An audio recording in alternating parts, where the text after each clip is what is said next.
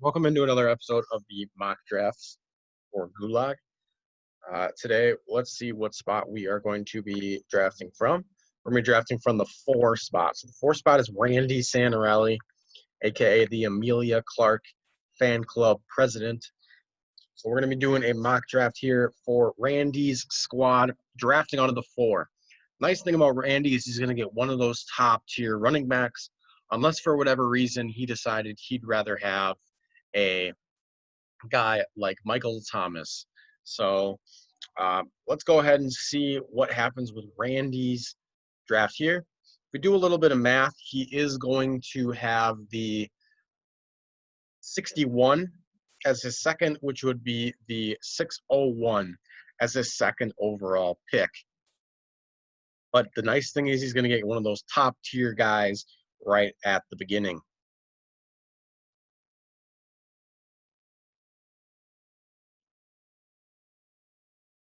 I was really hoping that Saquon would not be available because I don't really want to draft him in a league like this or be forced into drafting him because his beginning of the year schedule is beyond tough. For like the first 7 or 8 weeks, he's playing one of the top tier defenses, and then he's got a bye. So I really don't want to be forced into taking Saquon. So with the 4th overall, Randy, it's a super easy decision for me. I'm taking Alvin Kamara. Does have a week 6 bye, which I've been talking about at length for these mock drafts. You want to try to avoid really early buys, but I didn't want to take a guy like Dalvin Cook who could go down for injury at any time. So Alvin Kamara, I like that. To be honest, the next guy I would have really considered would have been Derrick Henry, just because we know that he's going to get a lot of volume. The only problem is he only has a week 7 bye. So that would be the only reason why I would take him, just because I'm going to get one more extra week before he's hit by the buys. So I'm starting right off the bat with Alvin Kamara.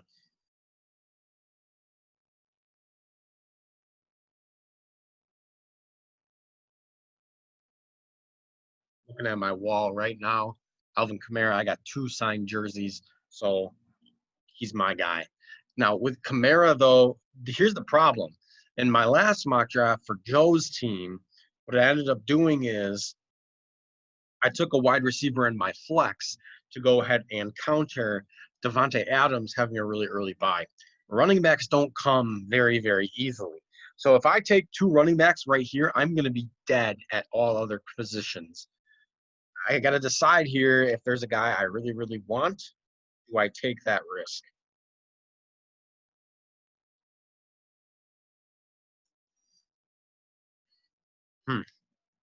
Tight ends, I don't want any of these guys right now. Quarterback, Kyler is there. So is Dak Prescott. But right now, some of the wide receivers, no like true wide receiver one except for Devontae Parker. With the running backs, it's tough because I'd take a guy like James White. He's got a week 6 bye. Ronald Jones should be involved a lot. I'm gonna try something a little bit bold from Randy's position. I'm gonna double down on running backs to start this draft. Now I'm put in a predicament now. So I got Dak Prescott is available for my quarterback. This is a tough spot, the number 4, because I could triple down on running backs here, but I'm going to be dead at every other position.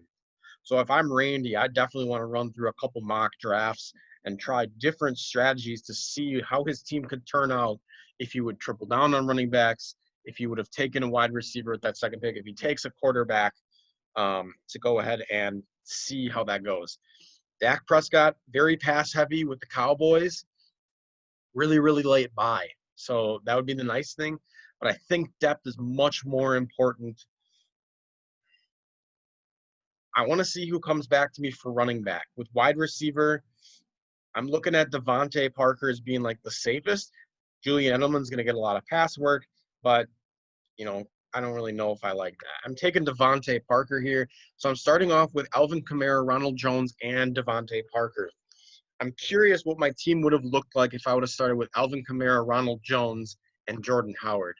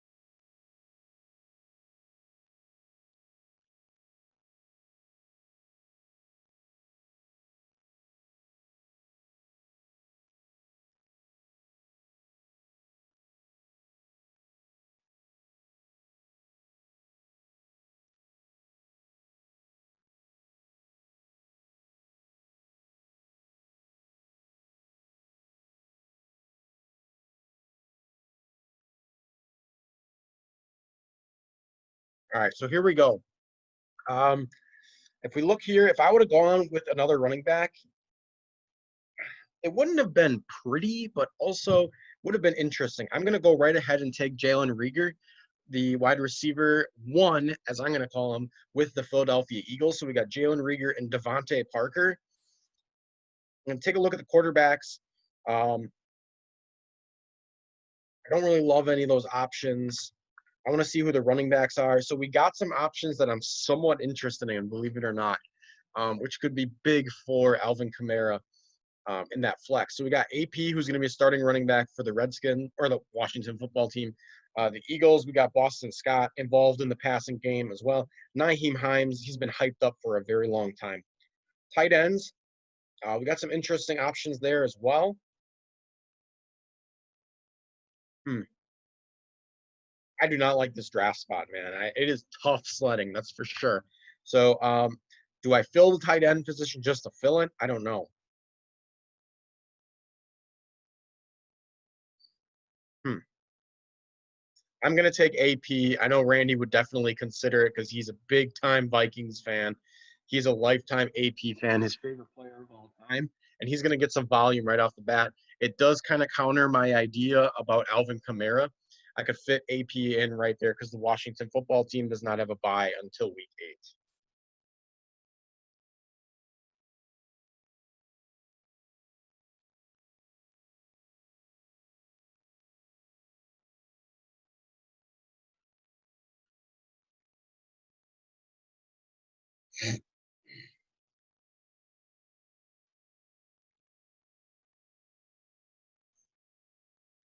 Looking back, if I would have gone with Alvin Kamara, Ronald Jones, and then I would have taken a guy like Jordan Howard or J.K. Dobbins as my third running back, I would have had a wide receiver duo of Jalen Rieger and probably Sterling Shepard.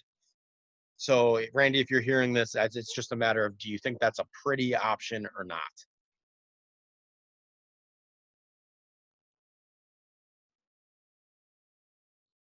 I think he'll be plenty fine, though, with taking AP in his flex because the volume is the most important thing. At least to start the year, AP should be the guy because he's the vet. He's proven it with the Washington football team. He was the starter for like 13 or 14 games last season. So he is still relatively healthy for his age. Hoping that Drew Lock can get to me. He did. So Drew Lock is the most appealing name here. Gardner, I know, is also there, but with Drew Lock, he's got a ton of weapons now. And in Denver, the defense is improving, but they lost a lot of key players. So I think they're going to have to keep up with other teams in the AFC West, looking at those Chiefs especially. So we got Drew Lock there in the quarterback. Let's take a look at the tight end. His boy, Big Irv Smith Jr., is there. Looking at the defenses, though, we got the Vikings. They start off the season with the Packers. Um, I don't know how many defenses are going to be there. I know Irv Smith should be there in round 8. So if we look at my team here, we don't have a flex to fill anymore unless we really wanted some more depth.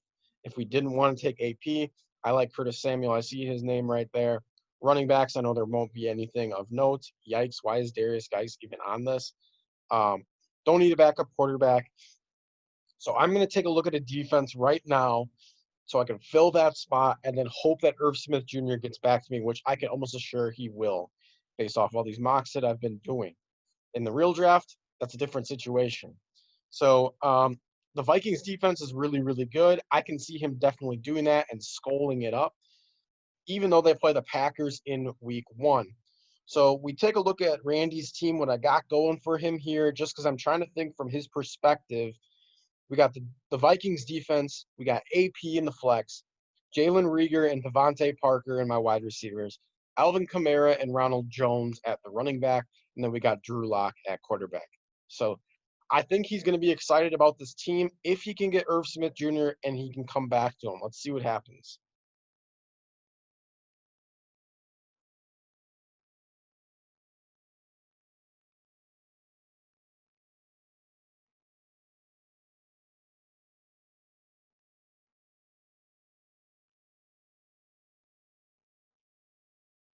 If I can't get Irv Smith Jr., I'm going to be looking at a guy like Chris Herndon or Ian Thomas.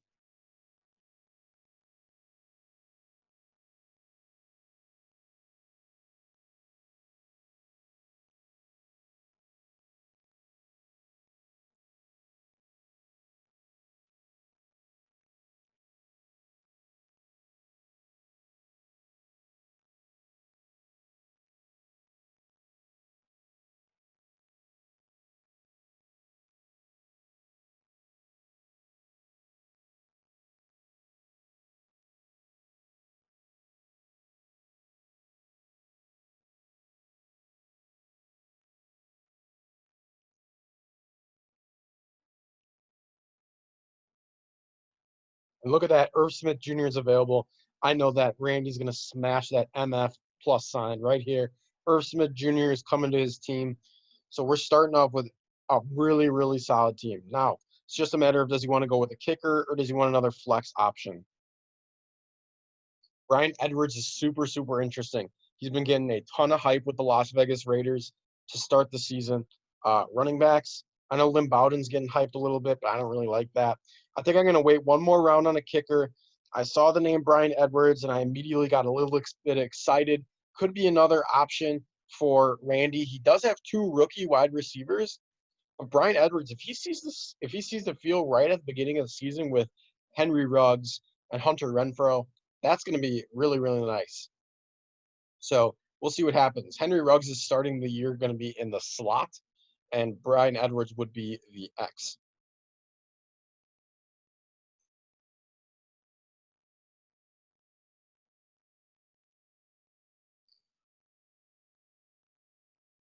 I'll tell you what, I really, really like this team for Randy and how it's shaping up because of the fact that we, believe it or not, were able to find a solid running back option in the case that Kamara would go down or just to fill that bye week.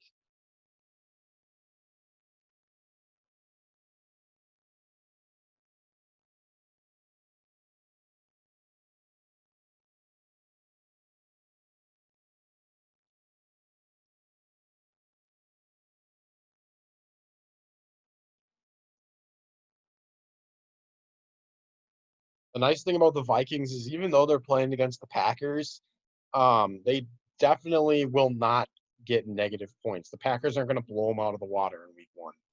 I don't think anybody's going to blow out anybody out of the water in week one because of the fact that there's been little to no training camp. Matt Gay, man, that's my kicker. I've been hyping him up. Badgley is also interesting, and I'm not trying to be biased because I love my Chargers.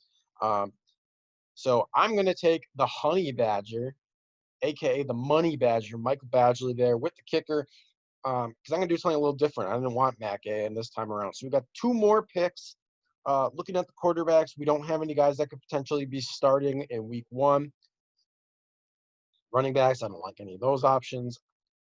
Wide receiver, Andy Isabella, he might be on the field right away because they have that air raid offense with the Cardinals. So I'm going to go ahead and I'm going to take him. My last pick is going to be a backup tight end. We have four defenses left here on the system. So we'll see what happens.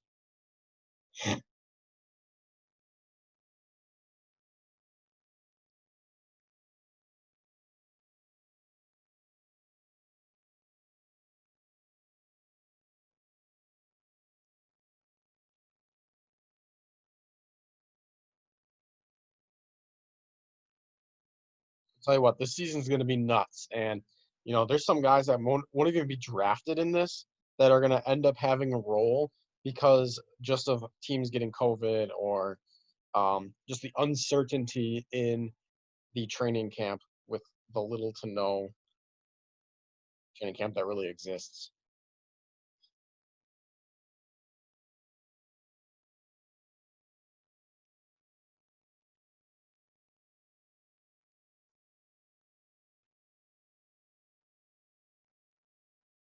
I feel like Ryan takes Le'Veon Bell with his first pick automatic every time.